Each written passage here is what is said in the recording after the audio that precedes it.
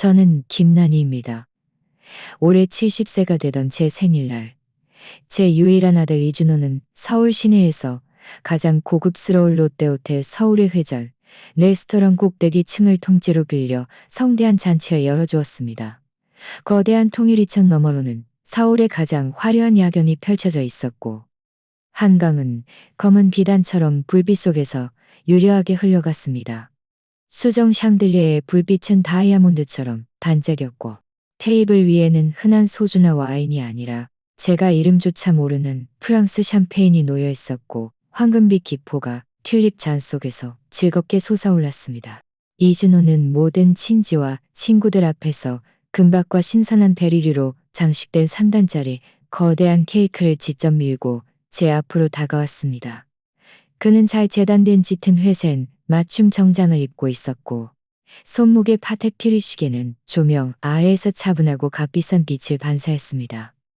그는 마이크를 들었고 그의 목소리는 맑고 감격에 차 있었으며 서라운드 스피커를 통해 레스토랑 전체에 울려 퍼졌습니다.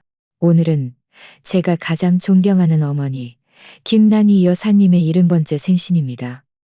제가 오늘날 이 자리에 있을 수 있었던 것은 모두 어머니께서 온갖 고생을 마다하지 않고 저를 키워주신 덕분입니다.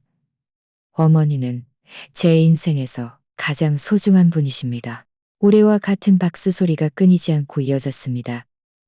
제 옛 동료들은 하나같이 실크 스카프로 눈가를 닦으며 부러움과 감개가 거의 넘쳐오르는 듯한 눈빛으로 저를 바라보았습니다.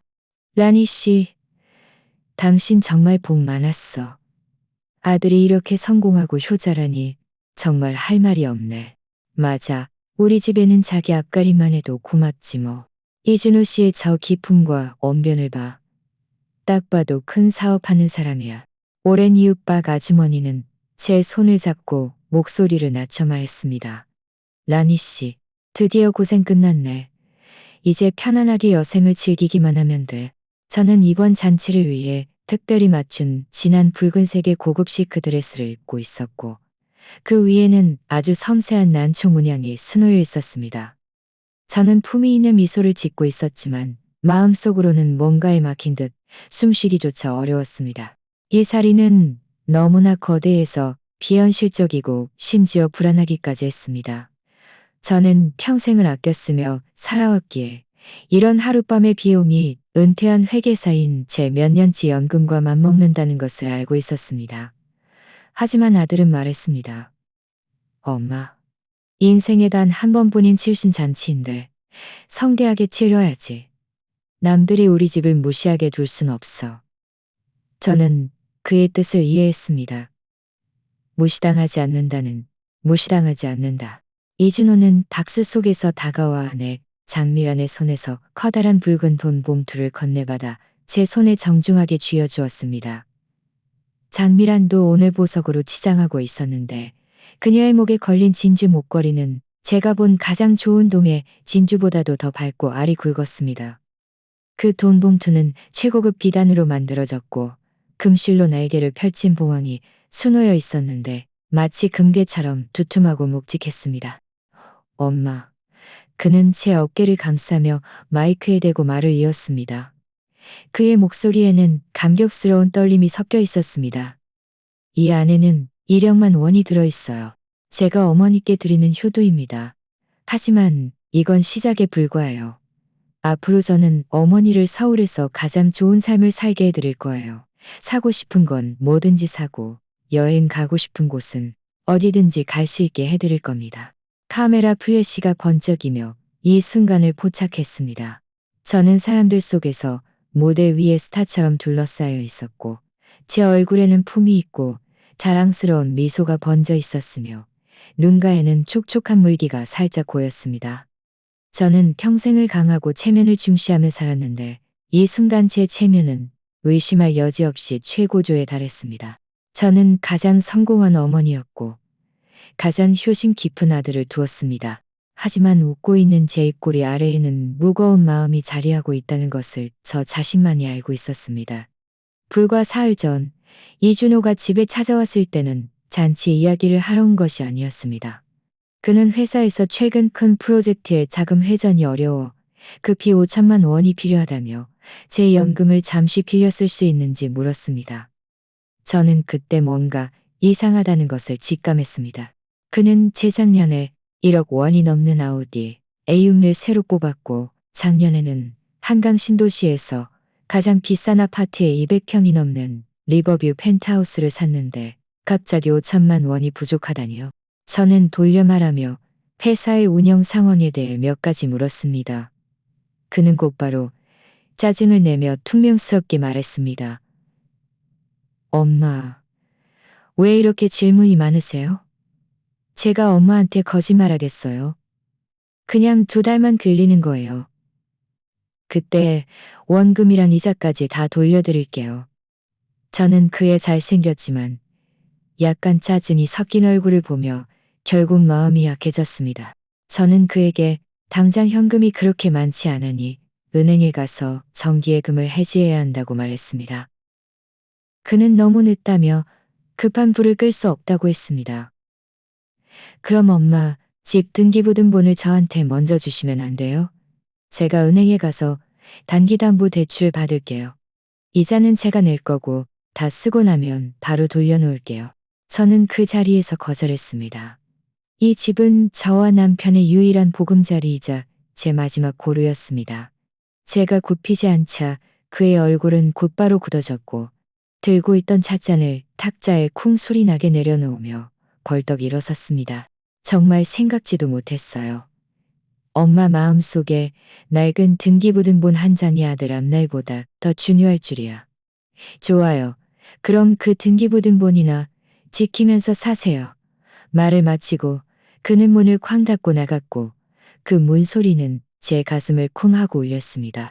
이틀 동안 그는 전화 한 통 없었습니다. 저는 그가 정말 크게 화가 났다고 생각했습니다.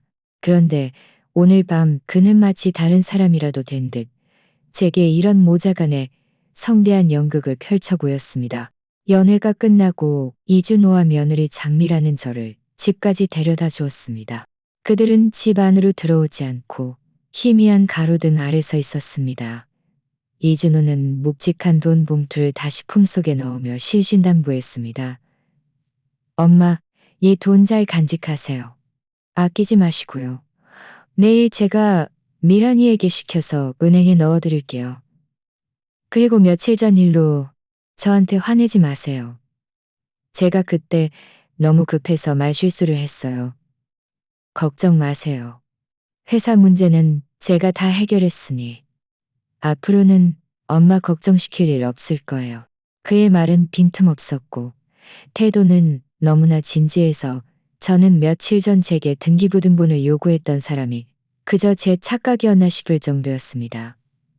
장미란도 애교 있는 웃음을 지으며 거들었습니다. 맞아요, 어머님. 이제 편하게 지내셔야죠. 저희 회사에 중요한 회의가 있어서 안으로 들어가지 못하겠네요. 어머님, 일찍 쉬세요. 저는 고개를 끄덕이며 그들이 그 비싼 아우디 A6에 올라타 골목 끝으로 사라지는 것을 지켜보았습니다. 아무도 없는 낡은 집으로 돌아와서 저는 곧바로 돈 봉투를 열지 않았습니다. 이 집은 저와 남편이 결혼했을 때 회사에서 배정받은 곳입니다. 남편이 떠난 지 거의 20년이 되었지만 집안의 가구들은 아직도 그가 살았을 때의 모습을 간직하고 있었습니다. 벽에 걸린 낡은 벽시계는 우리가 결혼할 때 산 것인데 시계추가 지칠 줄 모르고 흔들리면에는 똑딱 소리는 고요한 밤에 유난히 또렷하게 들렸습니다. 저는 먼저 남편에게 향을 한 대 피웠습니다. 사진 속 그는 여전히 40대때에 온화하고 점잖은 모습이었습니다. 저는 속으로 그에게 말했습니다. 여보, 봤어요? 우리 아들이 출세했어요. 그런데 왜 이렇게 마음이 불안할까요? 그리고 저는 뜨거운 녹차 한 잔을 직접 우려 그가 가장 좋아하던 붉은색 원목 소파에 앉았습니다. 거실은 너무나 고요했고 저는 제 심장이 불안하게 뛰는 소리를 들을 수 있었습니다. 저는 거대한 돈 봉투를 무릎 위에 올려놓고 손가락으로 매끄러운 비단천과 튀어나온 금실 보왕을 쓰다듬었습니다. 마음속으로는 기뻤습니다. 수십 년의 고생이 오늘 밤 모두 보상받는 듯했습니다. 하지만 왠지 모르게 이 기쁨 위에는 설명할 수 없는 피로와 불안이 덮여 있었습니다. 아마도 나이가 들어 이런 큰 기쁨과 슬픔을 감당하기 어려워서일지도 모릅니다. 아니면 이준호의 너무나 큰 태도, 변화가 40년간 회계사로 일하며 숫자와 논리에 극도로 민감해진 제 머리에 위험한 기운을 감지하게 했을지도 모릅니다. 저는 깊이 숨을 들이쉬며 이 불안감을 끝내기로 결심했습니다. 조심스럽게 돈 봉투의 봉인 부분을 떼서 새 지폐 특유의 잉크 냄새 나는 거친 감촉을 느끼고 싶었습니다. 하지만 제 손이 안으로 들어가 만진 것은 지폐가 아니라 매끄럽고 차가운 A사 용지 뭉치였습니다. 제 심장은 쿵 하고 아래로 떨어지는 듯했고 마치 바닥 없는 깊은 얼음 구더미로 추락하는 것 같았습니다. 저는 안에 있는 모든 것을 거실 탁자 위에 쏟아부었습니다. 단 한 푼의 돈도 없었습니다. 스테이플러로 찰해진 서류 한 뭉치와 검은색 사인펜 한 자루뿐이었습니다. 서류 맨 위에는 굵은 글씨로 한 줄이 적혀 있었고 마치 묘비처럼 제 심장을 쿵 하고 내리쳤습니다. 가족 내부 자산 증여, 밑부양, 의무양도 협약서. 제 손은 통제할 수 없이 떨리기 시작했습니다. 뜨거운 차가 손등에 쏟아져 붉게 달아올랐지만 저는 아무런 통증도 느끼지 못했습니다. 제 눈은 그 협약서에 꼼짝 않고 박혔고 한 글자 한 글자씩 읽어 내려갔습니다. 글자 하나하나가 작은 칼날처럼 제 심장을 베는 듯했습니다. 협약서의 갑은 제 아들 이준호였고 을은 저 김난이었습니다. 협약 내용은 명확하고 조항은 분명하며 논리적으로 엄밀했습니다. 법률 전문가의 자문을 받아 치밀하게 작성된 것이 분명했습니다. 대략적인 내용은 다음과 같았습니다. 갑이준호은 모자간의 정을 감안하여 자신 소유의 1억 원 상당의 레드스타 사모펀드 상품을 을 김난이에게 무상으로 증여하여 노후 자금으로 제공한다. 이에 대한 대가로 을 김난이은 자신 소유의 서울 강남구에 위치한 80평 아파트를 갑이준호 명의로 무상 이전해야 한다. 동시에 을은 개인 평생 저축을 사용하여 갑이준호의 개인 사업 부진으로 발생한 원의 은행 채무를 개인 사업 부진으로. 협약서 마지막에는 추가 설명 조항이 붙어 있었습니다. 본 협약 체결 후 갑을 상방의 노후 및 부양 관계는 재정이 되며 갑은 을에 대한 일상적인 경제적 지원 의무를 더 이상 부담하지 않는다. 을의 노년 생활비는 증여받은 금융상품 수익과 개인연금으로 스스로 책임진다. 서류 마지막 페이지에는 이준호의 필체가 용이 승천하는 듯한 서명이 있었고 날짜는 바로 오늘이었습니다. 저는 그 익숙한 서명을 보았습니다. 제가 손수 수없이 가르쳤었던 그 이름이 지금은 독사처럼 종이 위에 다리를 틀고 제게 혀를 내미는 것 같았습니다. 그랬습니다. 잔치에서의 그 성대한 공연, 1억만 원짜리 돈 봉투, 모든 친지들의 칭찬은 바로 이 순간을 위한 것이었습니다. 그들은 제 생신을 축하하러 온 것이 아니었습니다. 그들은 제게 단두대의 칼날을 바치러 온 것이었습니다. 제가 들어보지도 못한 금융상품의 빈 껍데기로 제 유일한 보금자리를 빼앗고 제 전 재산의 마지막 한 푼까지 털어가려는 것이었습니다. 이것은 이미 부모 등골기가 아니었습니다. 집안의 공기는 마치 얼어붙은 듯했습니다. 저는 분노와 배신감으로 격렬하게 뛰는 제 심장 소리를 들을 수 있었습니다. 저는 거실 탁자 위에 휴대폰을 집어들고 통화 목록을 스크롤했습니다. 첫 번째 번호는 아들 이준호라고 저장되어 있었습니다. 제 엄지손가락은 그 위에 멈춰 서서 거의 누를 뻔했습니다. 저는 묻고 싶었습니다. 전화 너머로 소리 지르고 싶었습니다. 그의 양심이 개에게 먹혔는지 묻고 싶었습니다. 하지만 손이 한참을 떨리다가 결국 누르지 못했습니다. 저는 평생을 숫자와 씨름하며 살았습니다. 40년간 회계사로 일하다 은퇴한 저는 장부가 맞지 않을 때 고함치는 것만으로는 소용없다는 것을 가장 잘 알고 있었습니다. 그것은 스스로를 히스테리컬한 미친 여자처럼 보이게 할 뿐이었고 자신의 약점을 드러낼 뿐 아무런 소용이 없었습니다. 어떤 빚은 더 냉정하고 더 정확하며 더 치명적인 방식으로 청산해야 했습니다. 저는 아들의 이름을 지나 계속 스크롤하여 거의 잊혔을 법한 번호 하나를 찾아냈습니다. 김민준 변호사. 그것은 옛 동료의 아들이었습니다. 김민준은 법대에 합격했을 때 제가 큰 돈 봉투를 주었던 아이였습니다. 이 아이는 양심이 있어 명절마다 안부 문자도 보내주곤 했습니다. 지금은 서울에서 꽤 유명한 경제법률 변호사가 되어 있었습니다. 저는 전화를 걸었고 한참 후에야 그가 받았습니다. 전화 너머에서는 김민준의 약간 잠이 덜 깬 듯한 목소리가 들려왔습니다. 누구세요? 저는 목을 가다듬고 저 자신도 놀랄 만큼 침착한 목소리로 말했습니다. 민준아, 나 김 아주머니야. 나 기억하니? 전화 너머는 몇 초간 침묵하다가 이내 또렷하고 공손한 목소리로 변했습니다. 김 아주머니. 아이고, 당연히 기억하죠. 이렇게 늦은 시간에 무슨 일이세요? 저는 탁자 위에 차가운 협약서를 보며 천천히 말했습니다. 내가 좀 일이 생겼어. 내일 오전에 네 사무실에 좀 가고 싶어. 재산 보전 신청도 하고 겸사겸사 고소도 하려고. 전화를 끊고 저는 울지도 소리 지르지도 않았습니다. 저는 그저 일어서서 남편의 영정 앞으로 가서 마른 천으로 사진 위의 먼지를 꼼꼼히 닦았습니다. 여보, 저는 작은 소리로 말했습니다.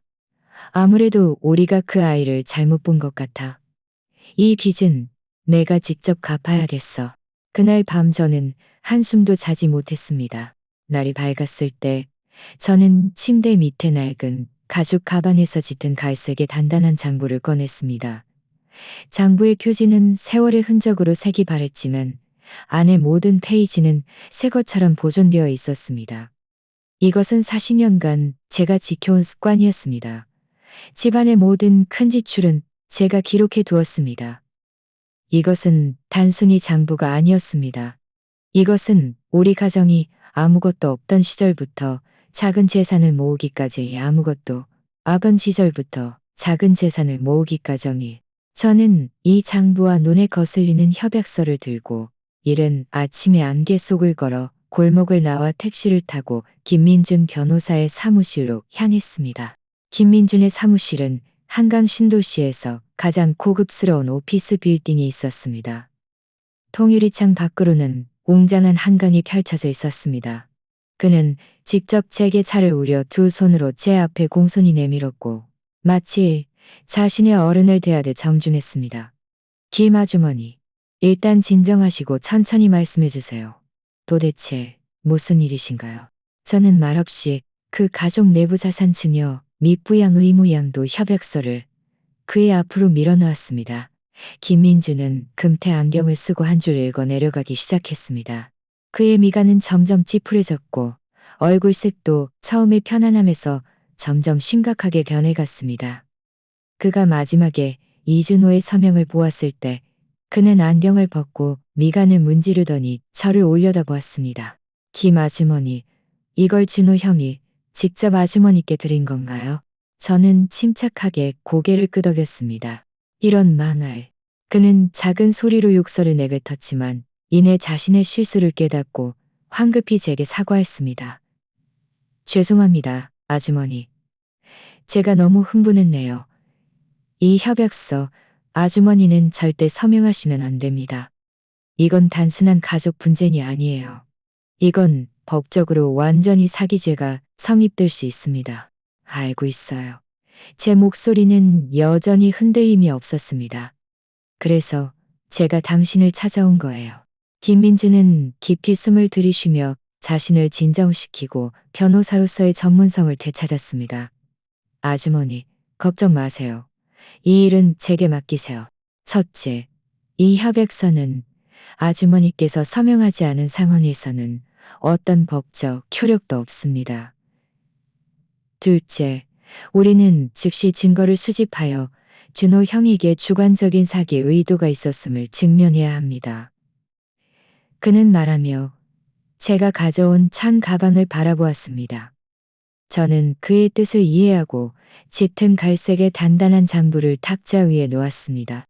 이게 뭐예요? 김민준이 호기심 어린 표정으로 물었습니다. 제 장부예요. 저는 천천히 그것을 열었고 오래된 종이 특유의 냄새가 확 풍겨 나왔습니다.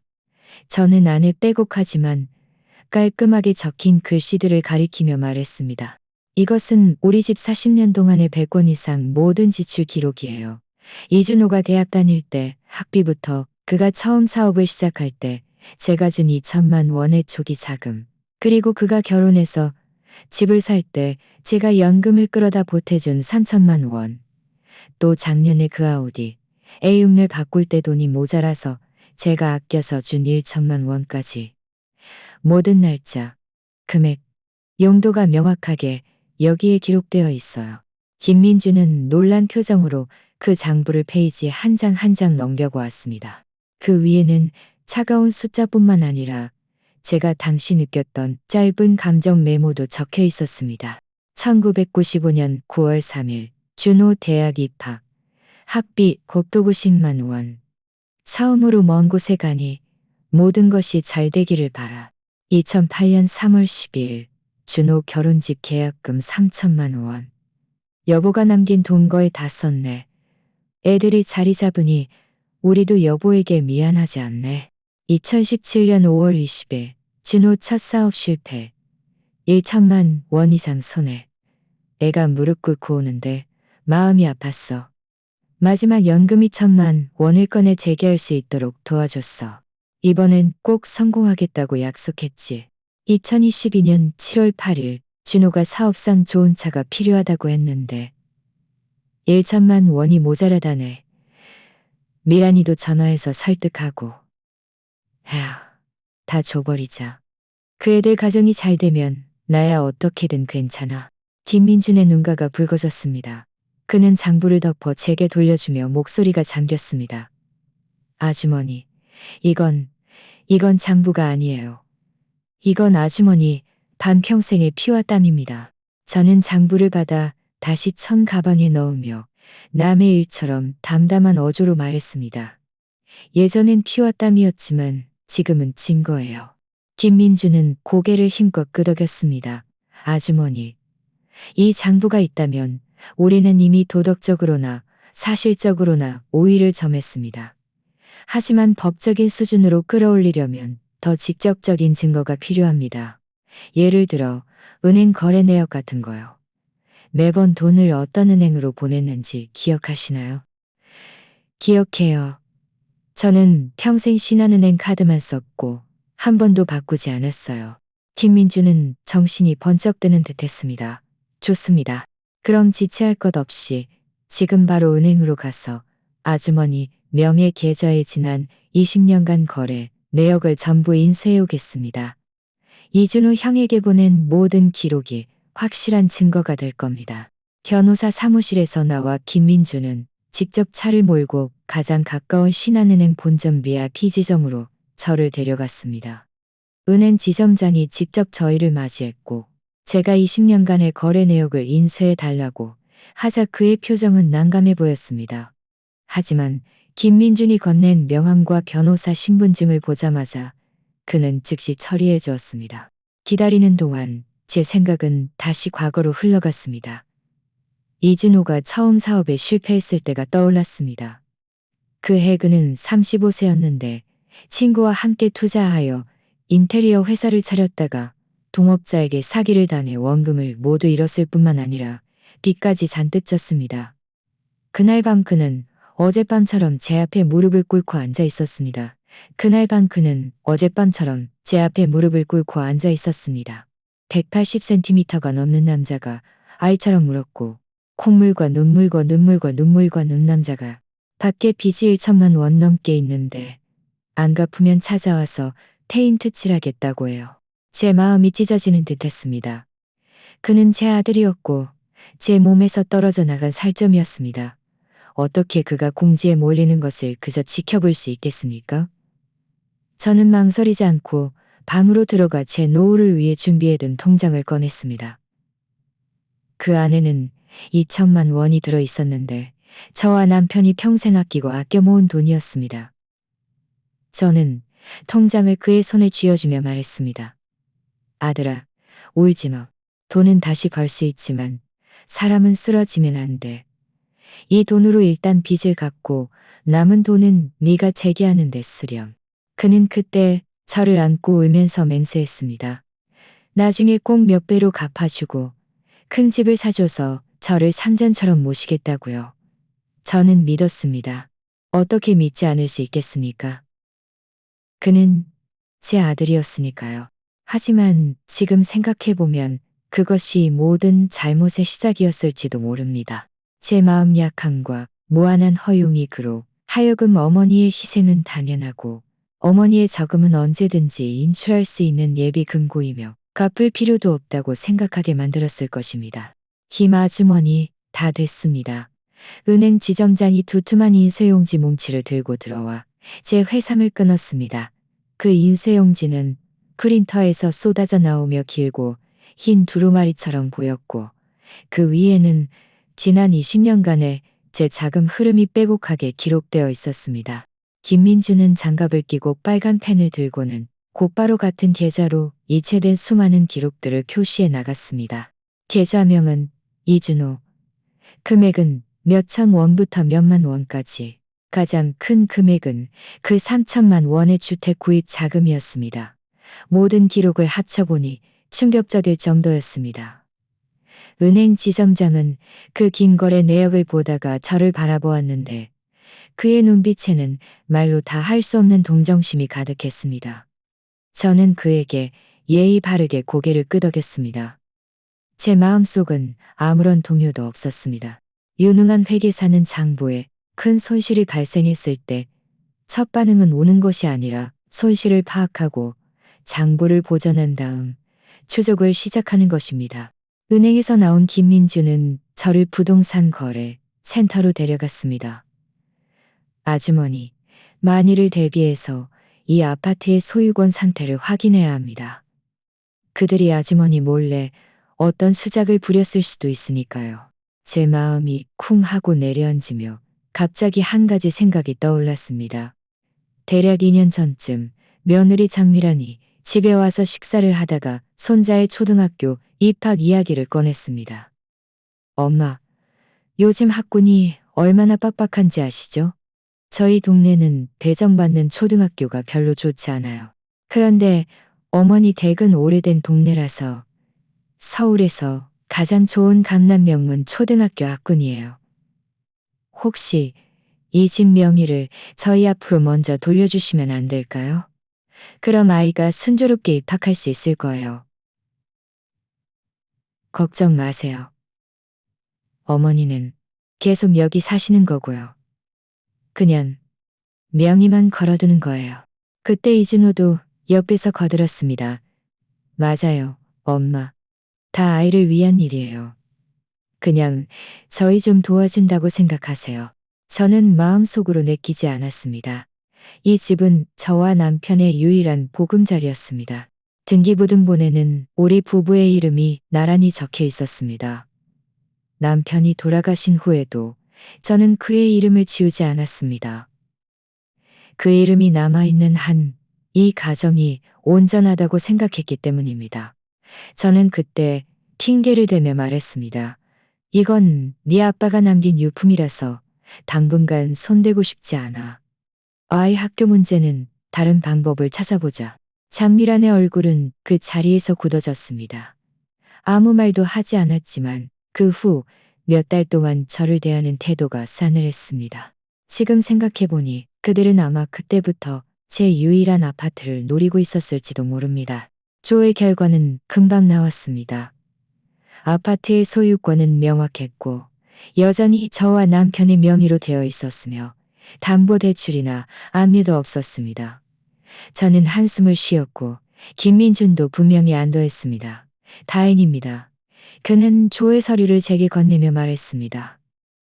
그는 조의 서류를 제게 건네며 말했습니다. 이것은 그들이 아직 음모를 꾸밀 시간이 없었다는 뜻입니다.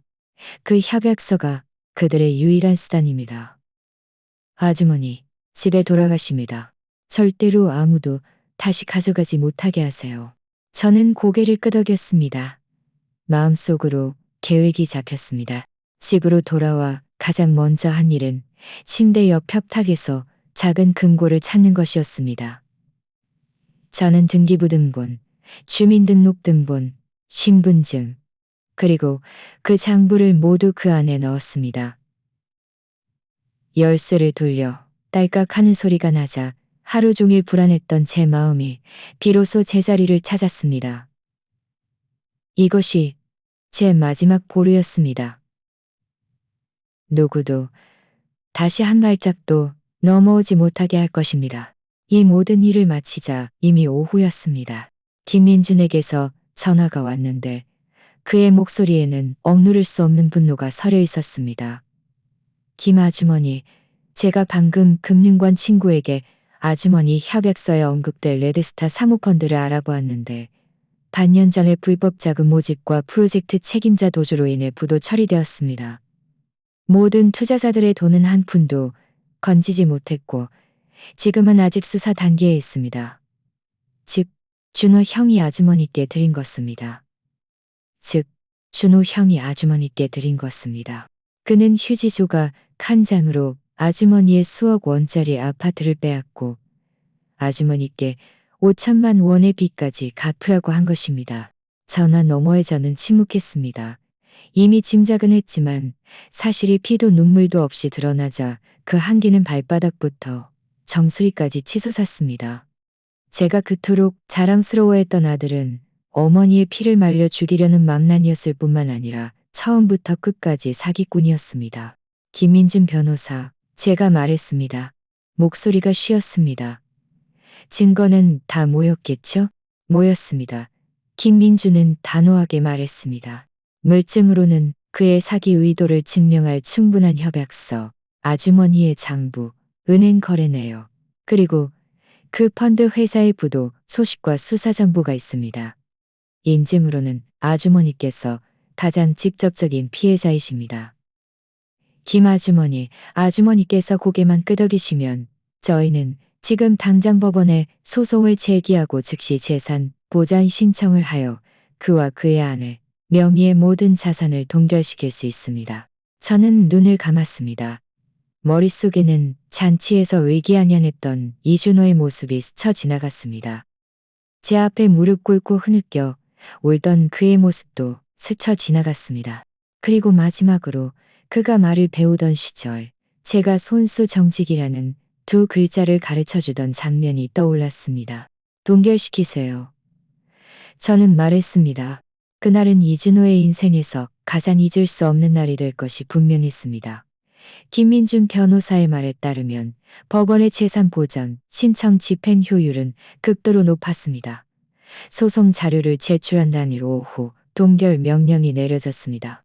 오후 3시 이준호는 회사에서 새로운 고객에게 자신이 얼마나 뛰어난 사업가이며 얼마나 효심 깊은 아들인지 침을 튀기며 자랑하고 있었습니다. 며칠 전 어머니께 성대한 칠순 잔치를 열어드렸다고 한창 신나게 말하고 있을 때 그의 휴대폰에서 띵 소리가 났습니다. 은행에서 온 문자 메시지였습니다. 존경하는 이준호 고객님, 고객님의 엑스번 저축카드 계좌는 사법적 사유로 인해 동결되었습니다.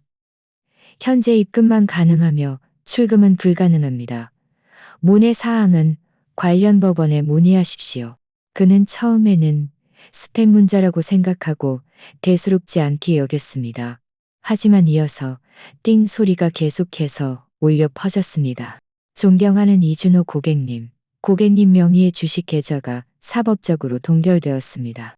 존경하는 장미란 고객님, 고객님의 엑스번 계좌가 사법적으로 동결되었습니다. 존경하는 이준호 고객님, 고객님 명의의 엑스번 아우디 A6 차량이 압류되었습니다. 거래를 삼가십시오. 연달아 도착하는 문자 메시지들은 마치 무거운 망치처럼 그를 구름 위에서 지옥으로 내리꽂았습니다. 그는 완전히 혼란에 빠져 즉시 은행 고객센터에 전화했습니다. 표준적이고 차가운 목소리는 그에게 그렇습니다. 그의 모든 자산이 서울 강남구 지방법원에 의해 동결되었다고 알려주었습니다. 그는 마치 목이 졸린 닭처럼 멍해졌습니다. 그는 도대체 어느 부분에서 문제가 생긴 것인지 이해할 수 없었습니다. 어떤 채권자가 자신을 고소한 것일까?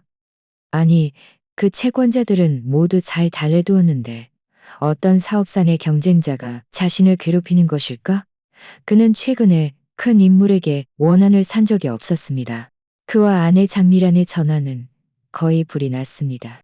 신용카드 대금은 연체되었고 차량 할부금 자동이체는 실패했으며 심지어 저녁에 고급 레스토랑에서 식사를 하고 계산할 때도 모든 카드가 결제되지 않는다는 것을 알게 되었습니다.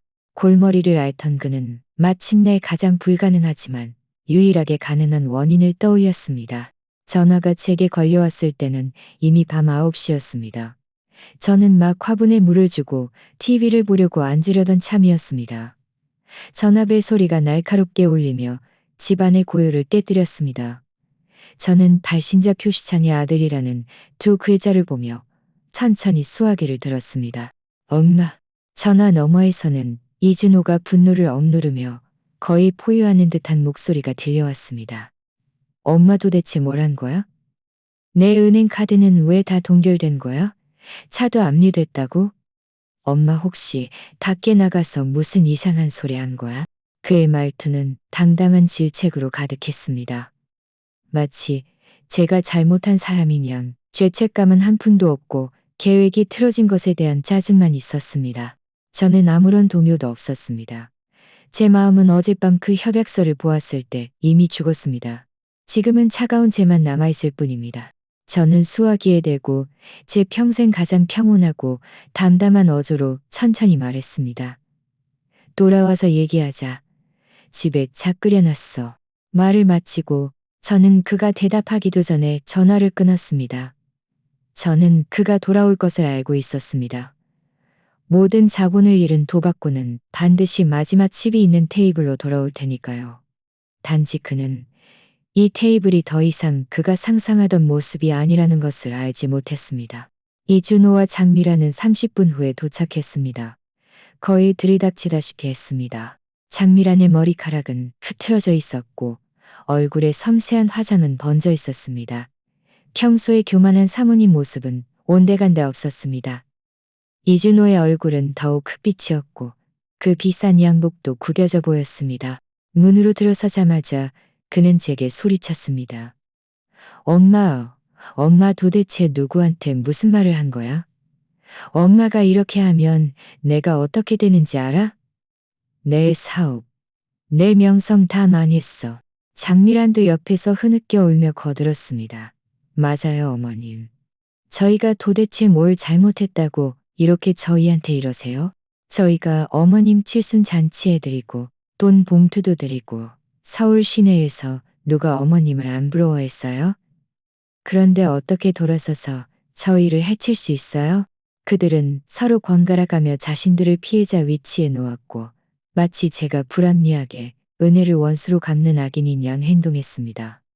저는 그들의 포효에 아랑곳하지 않았습니다. 저는 그저 거실의 붉은색 원목 팔각 테이블의 상석에 조용히 앉아 있었습니다. 이 테이블은 저와 남편이 결혼했을 때 산 것으로 이 가정이 수십 년간 겪어온 풍파를 지켜보았습니다. 평소에는 이 테이블에서 식사를 하고 명절에는 온 가족이 모여 즐거운 시간을 보냈습니다.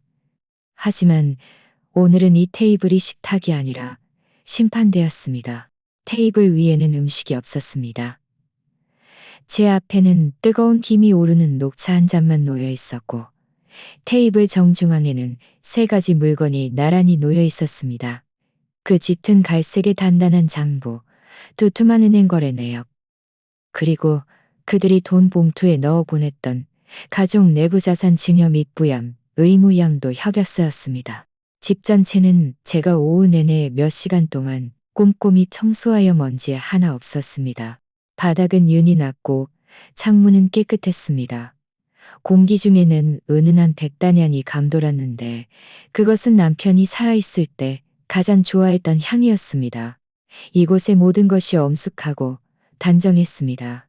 마치 개정을 기다리는 법정 같았습니다. 이준호와 장미란의 울음소리는 이런 조용한 환경 속에서 유난히 귀에 거슬리고 우스꽝스러웠습니다. 그들은 한참을 소란 피우다가 제가 계속 아무 말도 하지 않자 점차 조용해졌습니다.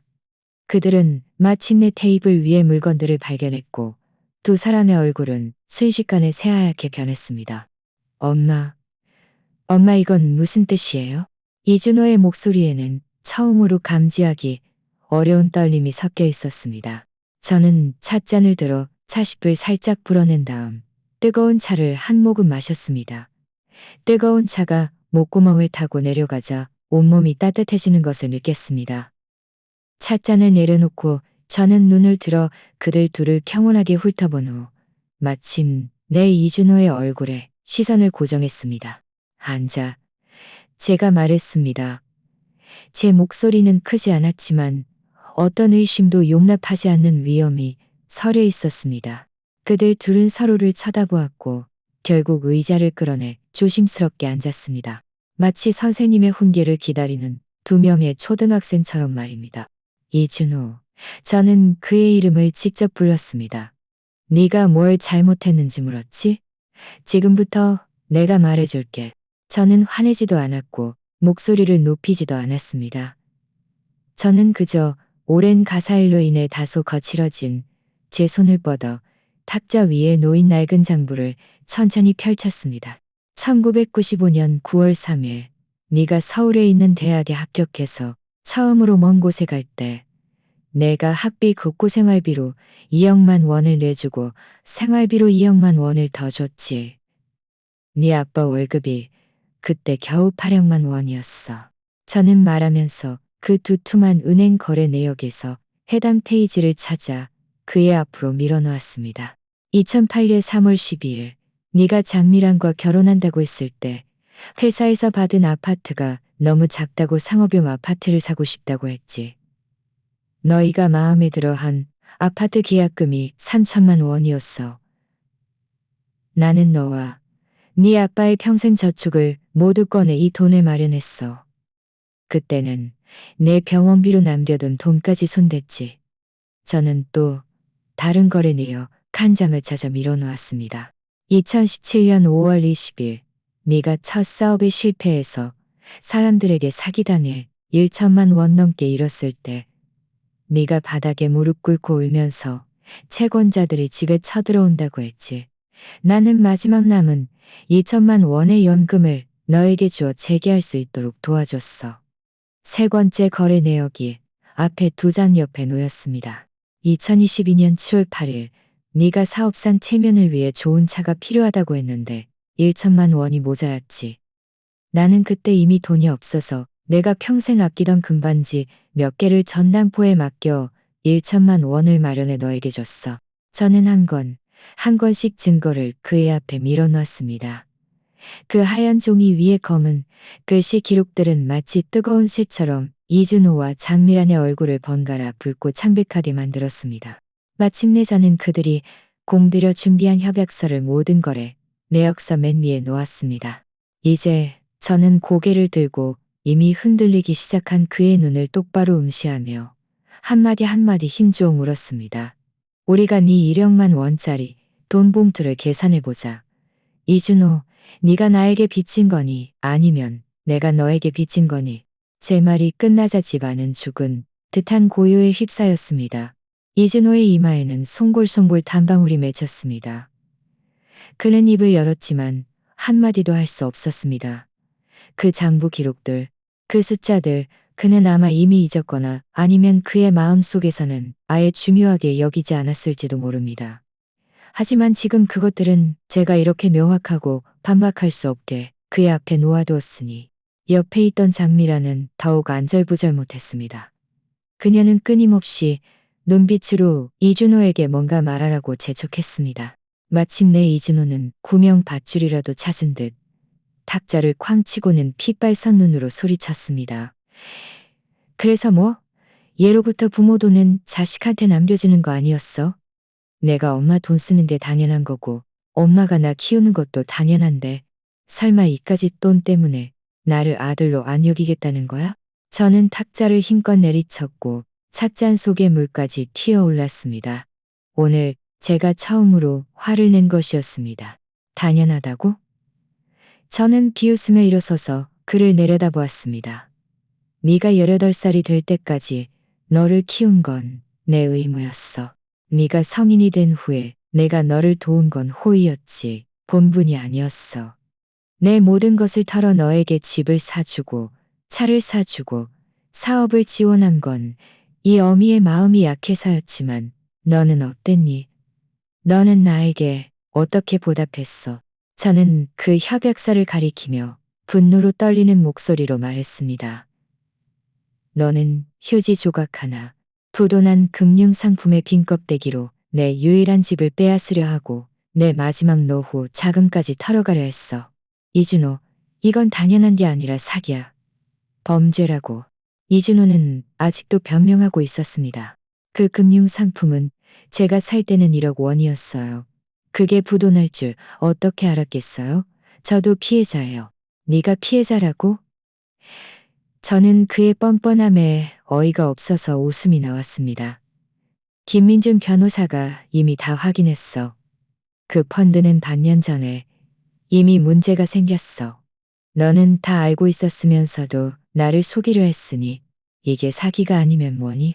김민준 변호사라는 말이 제 입에서 나오자 이준호와 장미란의 얼굴은 마침내 완전히 변했습니다. 그들의 눈에 남아있던 마지막 탄 가닥의 유행과 오만함은 순식간에 무너져 내렸고 그 자리를 채운 것은 끝없는 공포였습니다. 그들은 제가 그들을 겁주는 것이 아니라는 것을 알았습니다. 제가 정말로 일을 진행하고 있다는 것을 알았습니다. 엄마. 이준호의 목소리가 부드러워지며 흐느끼는 듯했습니다. 그는 의자에서 털썩 주저앉아 바닥에 무릎을 꿇고 제 다리를 붙잡았습니다. 엄마, 제가 잘못했어요. 정말 잘못했어요. 제가 한순간 정신이 팔려서 제 마음이 돼지기름으로 가려져 있었나 봐요. 제가 압박감이 너무 심해서 밖에서 빚쟁이들이 저를 너무 압박해서 어쩔 수 없이 이런 비열한 수를 생각했어요. 엄마 집을 정말로 빼앗으려던 건 아니었어요. 장미란도 정신을 차리고 기어오듯 제 다른 쪽 무릎 앞에 꿇어앉아 자기 뺨을 때리면서 울었습니다. 엄마, 죄송해요. 다 제 잘못이에요. 제가 탐욕스러웠어요. 제가 이준호에게 그렇게 하라고 부추겼어요. 저를 때리시든 욕하시든 다 저한테 하세요. 이준호는 아무 상관없어요. 저희 다시는 안 그럴게요. 제발 이번 한 번만 용서해 주세요. 그들 둘은 탁자 위에 그 협약서를 움켜쥐고 허둥지둥 그것을 갈기갈기 찢으려 했습니다. 이제 와서 늦었어. 저는 그들을 차갑게 바라보며 제 다리를 빼냈습니다. 저는 그들을 위로하지 않고 그저 다시 의자에 앉아 제 발밑에서 펼쳐지는 그들의 우스꽝스러운 후회 연극을 지켜보았습니다. 엄마, 제 마음은 굳은 새 같았습니다. 울고불고 한다고 문제가 해결될 리 없습니다. 사과로 모든 것이 해결된다면 경찰은 왜 있겠습니까? 그들이 충분히 우러 기운이 다 빠졌을 때 저는 옆에 있던 전 가방에서 또 다른 서류를 꺼냈습니다. 이 서류는 김민준 변호사가 오후에 저를 위해 준비해 준 것이었습니다. 저는 그 서류를 그들 앞바닥에 밀어놓았습니다. 여기 2가지 길이 있어. 너희가 직접 선택해. 제 목소리는 감정 한 조각 없이 차가웠습니다. 이준호와 장미라는 울음을 멈추고 눈물로 젖은 얼굴을 들어 바닥에 서류를 보았습니다. 서류의 제목은 가족 내부 채무 확인 및 상환 협약서였습니다. 첫 번째 길. 저는 서류를 가리키며 천천히 말했습니다. 이 협약서에 서명해. 장부에 기록된 대로 네가 대학 졸업 후 내가 너에게 총 8,700만 원을 썼어. 나는 이자는 요구하지 않을게. 원금만 나에게 갚아. 네 명의의 그 아우디는 내일 당장 팔아서 첫 상환금으로 내고 남은 돈은 매달 월급에서 5억만 원씩 나에게 갚아. 다 갚을 때까지. 너희가 이 협약서에 서명하면 나는 법원에 제기한 소송을 취하할 거고 너희 계좌와 자산은 내일 당장 동결이 해제될 거야. 이준호의 눈에 한 줄기 희망의 빛이 스쳐 지나갔습니다. 두 번째 길. 저는 화제를 바꾸며 목소리를 더욱 차갑게 만들었습니다. 너희가 서명하지 않으면 더 이상 할 말 없어. 바로 법정에서 보자. 내 손에 있는 증거는 너희를 사기죄로 고소하기에 충분해. 사기, 금액이 5천만 원을 넘으니 특별히 거액에 해당하고 법률에 따르면 징역 10년은 살 수 있을 거야. 저는 그들의 핏기 없는 얼굴을 보며 마지막 통첩을 내렸습니다. 돈을 갚을지 아니면 감옥에 갈지 너희가 직접 결정해. 집 안은 다시 죽은 듯한 고요에 휩싸였습니다. 이준호와 장미란의 거친 숨소리만 들릴 뿐이었습니다. 그들은 마치 해변에 던져진 두 마리 물고기처럼 허우적거리며 입을 벌렸지만 아무 소리도 내지 못했습니다. 돈을 갚는다는 것은 그들이 교만한 중산층 생활에서 하룻밤 사이에 나락으로 떨어지는 것을 의미했습니다. 고급 차를 팔고 명품 옷을 줄이고 매달 월급에서 살을 베어내는 듯한 돈을 그들이 당연히 받아야 할 어머니에게 갚아야 했습니다. 그들의 체면, 그들의 허영심은 사라질 것입니다. 감옥에 가는 것은 그 결과가 더욱 참담했습니다. 이준호의 인생은 완전히 망가질 것입니다. 이것은 선택의 문제였지만 동시에 막다른 길이기도 했습니다. 어떤 길을 선택하든 그들이 제 피를 빨아먹으며 유지해온 번듯한 삶은 영원히 되돌아올 수 없을 것이었습니다. 결국 장미란이 먼저 무너졌습니다. 그녀는 바닥에 놓인 협약서와 펜을 낚아채듯 잡고 떨리는 손으로 이준호에게 건네며 울었습니다. 서명해. 우리 서명하자 이준호. 빨리 서명해. 난 네가 감옥에 가는 건 싫어. 이준호는 마치 썩은 진흙처럼 바닥에 무릎 꿇고 앉아 두 눈에 생기 없이 멍하니 있었습니다. 마치 모든 기운을 빼앗긴 듯했습니다. 그는 펜을 받아들었지만 손이 너무 떨려 자기 이름조차 제대로 쓰지 못했습니다. 몇 번을 시도한 끝에야 그 상한 협약서의 맨 끝에 그토록 자랑스러웠고 지금은 한없이 치욕스러운 이름을 서명했습니다. 장미란도 공동상원인으로서 자신의 이름을 서명했습니다. 저는 협약서를 받아 꼼꼼히 한번 읽어본 후 이상이 없음을 확인하고는 거두어드렸습니다. 내일 오전 9시에 나는 김민중 변호사와 함께 법원에 가서 소송을 취하할 거야. 너희는 차를 팔아서 첫 상환금을 내 통장으로 보내. 그럼 계좌가 해지될 거야. 저는 말을 마치고 일어서서 그들을 더 이상 쳐다보지 않았습니다. 너희들 가. 앞으로 내 허락 없이 이 집에 한 발짝도 들이지 마. 저는 추방 명령을 내렸고 그들 두 사람은 큰 죄를 사면받은 듯 서로 부축하며 비틀거리며 일어섰습니다. 거의 도망치듯 그들을 질식시킬 것 같은 이 집을 떠났습니다. 문이 닫히는 순간 제 온몸의 기운이 모두 빠져나가는 듯했습니다. 저는 팔각 테이블 모서리를 잡고 천천히 의자에 주저앉았습니다. 창밖은 밤이 깊어지고 있었고 수많은 집들의 불빛이 반짝였지만 그 어떤 불빛도 제게 따뜻함을 주지 못했습니다. 저는 얼굴을 감싸 쥐었고 하루 밤낮을 억눌렀던 감정이 마침내 이 순간 터져 나왔습니다. 저는 크게 울부짖지 않았습니다.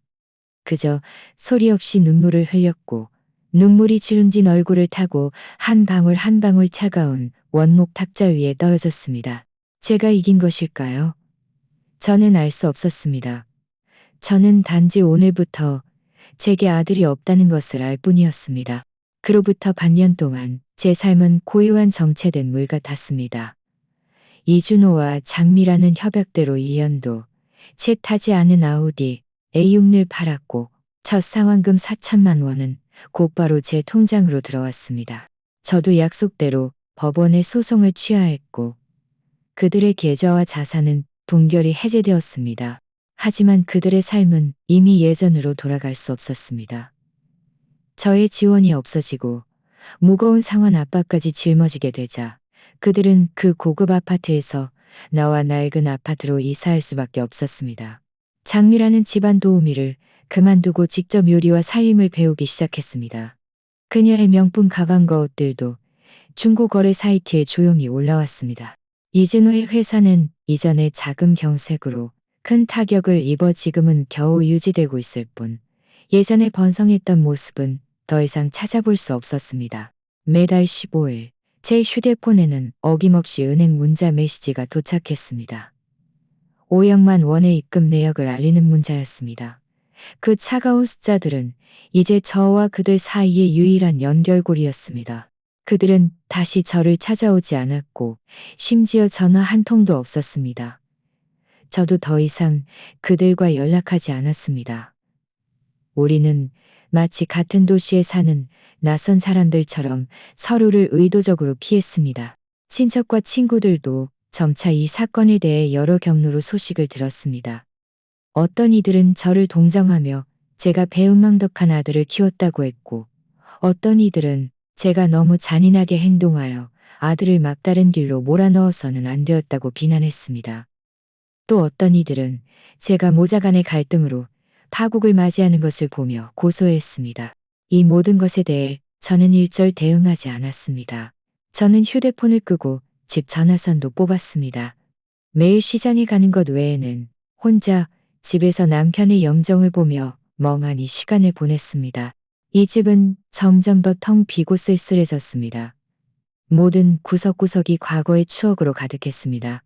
여기에는 이준호가 아장아장 걷다 부딪혔던 탁자 모서리가 있었고, 그가 학교 다닐 때 상장으로 가득했던 벽이 있었고, 그가 결혼할 때 우리 가족이 가족 사진을 찍었던 거실이 있었습니다. 이 추억들은 한때 제 가장 소중한 재산이었지만 이제는 바늘처럼 끊임없이 제 심장을 찔렀습니다. 저는 불면증에 시달리기 시작했고 밤새도록 잠을 이루지 못했습니다. 10kg 넘게 살이 빠졌고 머리카락도 거의 절반이 하얗게 새었습니다. 어느 날 아침 거울을 보다가 거울 속에 헬쑥하고 눈빛이 공허한 노파를 보며 갑자기 낯설게 느껴졌습니다. 저는 스스로에게 물었습니다. 김난희, 너는 평생을 도대체 무엇을 위해 살아왔니? 아들을 위해, 가정을 위해, 가정을 위해, 가정을 위해, 그 허황된 체면을 위해. 나는 내 모든 것을 바쳤지만 결국 무엇을 얻었지? 배신, 속임수, 그리고 내 추억을 가두는 텅 빈 감옥뿐이었어. 안 돼. 더 이상 이렇게 살 수 없어. 하나의 생각이 씨앗처럼 제 마음속에 천천히 싹트기 시작했습니다. 그날 저는 모든 사람을 놀라게 할 결정을 내렸습니다. 저는 부동산 중개업소에 연락하여 제가 거의 50년간 살아온 낡은 아파트를 매물로 내놓았습니다. 소식이 퍼지자 친척들은 발칵 뒤집혔습니다. 멀리 해외에 사는 제 여동생은 심지어 울면서 국제전화를 걸어와 저를 설득했습니다. 언니, 미쳤어?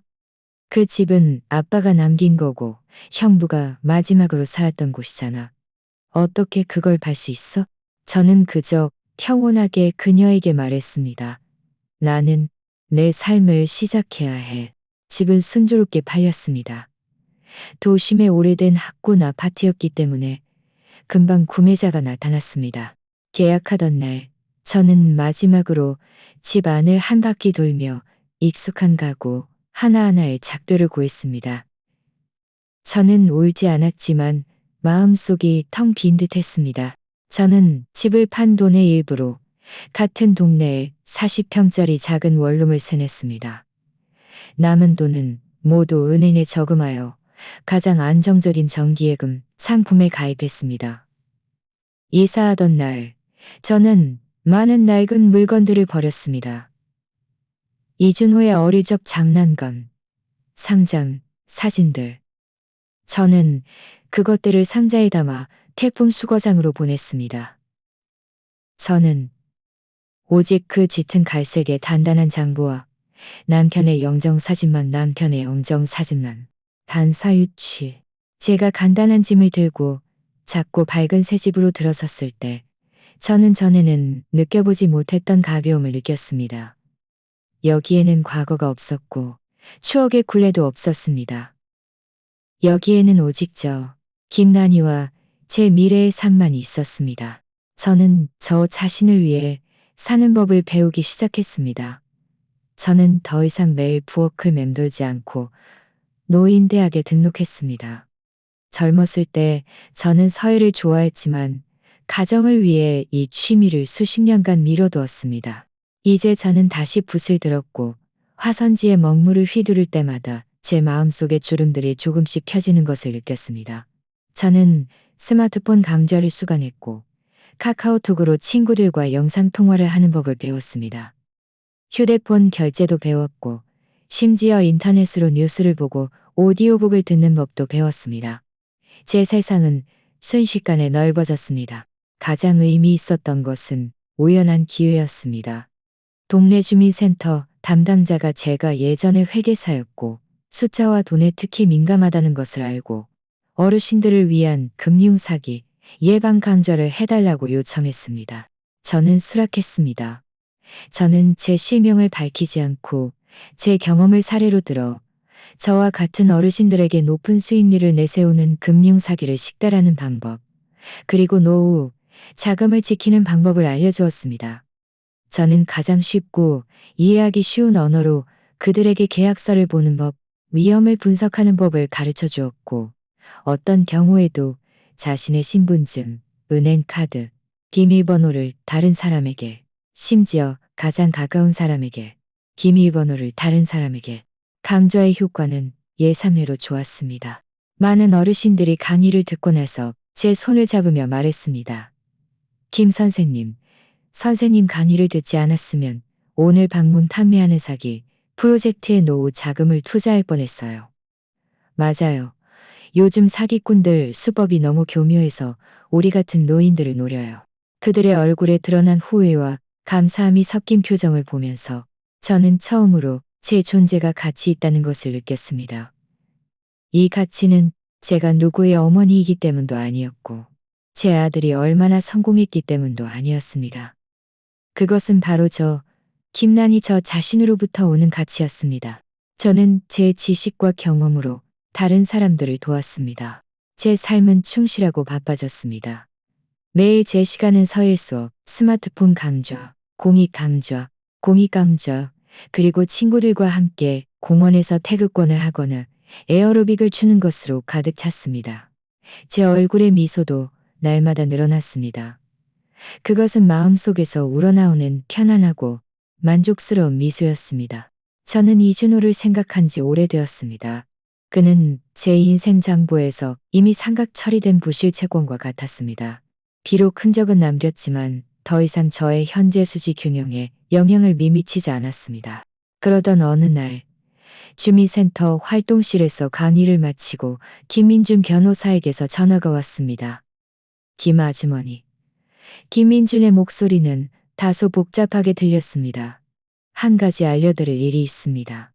준호 형이 문제가 생겼습니다. 제 심장은 여전히 통제할 수 없이 움찔했습니다. 그가 어떻게 됐니? 또 사기 혐의로 고소당했니? 아니요. 아주머니 일 때문이 아닙니다. 그가 이전에 벌였던 사모펀드 때문에요. 아주머니 외에도 10여 명의 피해자들이 있는데 대부분 준호 형과 같은 중년층으로 그에게 속아 투자했다가 돈을 모두 잃었습니다. 연루된 금액이 수억 원에 달합니다. 지난주에 그가 이미 경찰에 구속되었습니다. 저는 전화기를 든 채 한참을 말을 잇지 못했습니다. 올 것이 결국 왔습니다. 저는 그에게 갱생할 기회를 주었다고 생각했지만 그는 그 기회를 소중히 여기지 않았습니다. 그는 저에게 돈을 뜯어내던 수법을 더 많은 사람들에게 사용했을 뿐이었습니다. 저는 제게 향하던 그의 마술을 직접 잘라냈지만 그가 다른 사람들을 해치는 것을 막지는 못했습니다. 그럼 장미라는? 저는 어렵게 물었습니다. 장미라 씨도 공범으로 함께 구속되었습니다. 그들에게는 올해 8살 된 아들이 있는데 지금은 외할아버지와 외할머니가 데려갔습니다. 아주머니, 법원 측에서 아주머니께서 이전에 이준우 형과 체결했던 상환협약서가 그의 반성 정황에 대한 증거가 될 수 있다고 합니다. 아마 양형에 조금 유리하게 작용할 수도 있을 겁니다. 저는 침묵했습니다. 김 아주머니, 그를 보러 가실 건가요? 김민준이 조심스럽게 물었습니다. 저는 창밖을 보았습니다. 서쪽으로 해가 지고 있었고 이 도시에 황금빛 노을을 들이우고 있었습니다. 가지 않을래? 저는 작은 소리로 말했습니다. 그 길은 그 아이가 직접 선택한 거고 그 쓰디 쓴 결과도 스스로 감당해야지. 이준호의 사건은 나중에 지역 뉴스에 보도되었습니다. 제목은 매우 눈에 띄었습니다. 사업 엘리트, 알고 보니 사기꾼. 다수의 피해자, 전 재산 1억. 뉴스에서 그의 얼굴은 모자이크 처리되었지만 저는 단번에 그를 알아보았습니다. 보도에 따르면 그가 저에게 빌려간 돈은 정상적인 사업에 사용된 것이 아니라 또 다른 위험성이 극도로 높은 가상화폐 프로젝트에 투자되어 1억 천금을 노렸고 그 프로젝트에 투자되어 1억 천금을 노렸고 더 큰 구멍을 메우기 위해 그는 거짓말을 지어내고 가짜 금융상품으로 자신을 믿는 친구와 고객들을 속이기 시작했습니다. 눈덩이는 점점 커졌고 결국 완전히 붕괴되었습니다. 저는 TV에 비친 눈물 흘리는 피해자들을 보았습니다. 흰머리가 성성한 노인들도 있었고 사회 초년생으로 모든 저축을 투자했다가 잃은 젊은이들도 있었습니다. 제 심장은 보이지 않는 손에 꽉 쥐인 듯 아파서 숨쉬기조차 어려웠습니다. 만약 내가 그때 사적으로 해결하지 않고 바로 경찰에 신고했다면 좀 더 일찍 그를 막아서 더 적은 사람들이 피해를 입었을까? 이 질문에 저는 답을 찾을 수 없었습니다. 결국 이준호는 사기죄, 특별히 거액으로 징역 12년에 선고받았습니다. 장미라는 공범으로 정상이 참작되어 징역 3년에 집행유예 4년을 선고받았습니다. 선고가 있던 날 저는 법정에 가지 않았습니다. 저는 그저 혼자 한강변으로 갔습니다. 가을 깊은 한강은 다소 쓸쓸해 보였습니다. 저는 백제교를 따라 천천히 걸으며 강물에 비친 노을과 멀리 숲이 우거진 산을 바라보았습니다. 오래전 남편이 살아있을 때 그도 저를 이곳으로 데려와 산책하기를 좋아했던 것이 떠올랐습니다. 그때 이준호는 우리 뒤를 졸졸 따라다니던 어린아이였습니다. 남편은 항상 그를 어깨에 메고 멀리 보이는 서울타워를 가리키며 사람답게 꼿꼿이 서고 바르게 살아야 한다고 말해주곤 했습니다. 바람이 불어와 길가에 플라타너스 잎을 떨어뜨렸고 제 눈가의 눈물도 말려주었습니다. 저는 휴대폰을 꺼내 김민준 변호사의 번호를 찾아 전화를 걸었습니다. 민준아, 나야. 준훈의 사건, 피해자들 손실은 다 회수되었니? 김 아주머니. 김민준의 목소리는 다소 난감해 보였습니다. 주범이 돈을 모두 탕진하고 손실을 입혀서 명의로 된 집행 가능한 자산이 전혀 없습니다. 법원에서 배상 판결을 내렸지만 집행은 어려울 것 같습니다. 알겠다. 저는 깊이 숨을 들이쉬며 제 인생에서 마지막이자 가장 중요한 결정을 내렸습니다. 민준아, 내 부탁 하나만 들어줘. 모든 피해자의 명단과 그들의 손실 금액을 집계해줘. 그리고 재산 기부 협약서를 하나 작성해줘. 내 명의 은행 계좌에 있는 모든 돈, 이준호가 이전에 나에게 갚은 4천만 원을 포함해서, 그리고 집을 팔고 남은 돈, 총 2억 원이 넘을 거야. 나는 이 돈을 모두 기부해서 특별 기금을 조성하고 그 피해자들을 보상하는 데 쓰고 싶어. 전화 너머는 길고 긴 침묵이 흘렀습니다. 한참 후에야 김민주는 존경과 감동이 섞인 목소리로 말했습니다. 김 아주머니, 정말 생각 잘 하신 겁니까? 이건 아주머니의 모든 노후 자금인데요. 생각 잘했어. 저는 반짝이는 강물을 보며 미소 지었습니다. 그것은 전에는 느껴보지 못했던 마음 깊은 곳에서 우러나오는 평온함과 홀가분함이었습니다. 돈은 없으면 다시 벌면 돼. 양심이 없으면 정말 아무것도 없는 거야. 그는 내 아들이고 그가 저지른 잘못으로 인해 무너진 가정들. 이 어미로서 내가 책임지고 갚아야 해. 이건 기부가 아니라 속죄야. 빚은 결국 갚아야 하니까. 저는 전화를 끊고 계속 강변을 따라 걸었습니다. 석연의 노을이 제 그림자를 길고 길게 드리웠습니다. 저는 앞으로의 삶이 힘들 수도 있다는 것을 알았지만 이 순간부터 제 마음속 장부가 마침내 완전히 깨끗해졌다는 것을 더 잘 알고 있었습니다. 저는 김난희, 71세. 집도 없고 차도 없고 예금도 없지만 제 마음에는 부끄러움이 없습니다. 이번 이야기는 여기까지입니다. 10,000개의 구독 목표를 달성하는데 몇 번째로 저를 도와주실 분이 될까요? 지금 바로 구독해주세요. 채널의 성장을 함께 지켜봐 주시기를 진심으로 바랍니다. 제 이야기가 여러분께 도움이 되기를 바랍니다. 여기는 혜진 이야기입니다. 다음 회에 또 만나요.